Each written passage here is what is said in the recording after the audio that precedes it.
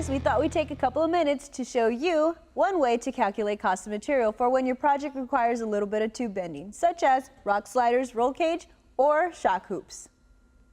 Now, to accurately calculate how much material you need to know how many inches of tube it takes for each degree of bend.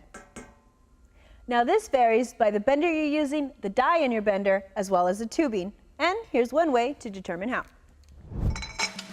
The first thing you need to do is mount the tube in the bender with the correct size die and set your preload. Then, mark a reference line at the follower on the tube.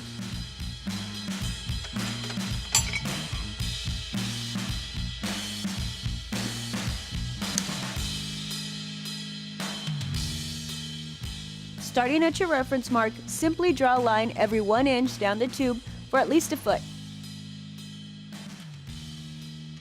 Be sure and mark which end is your starting point. Remount the tube, making sure you line up your reference mark back up to the follower. Set your preload and zero out your degree bend indicator on the bender.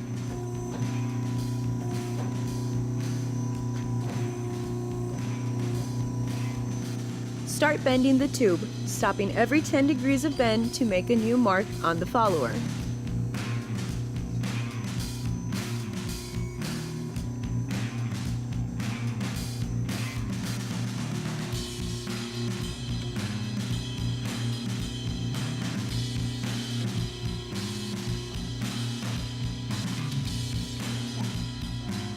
I'm using a different color paint pen to not get my marks confused with the inch marks I made in black.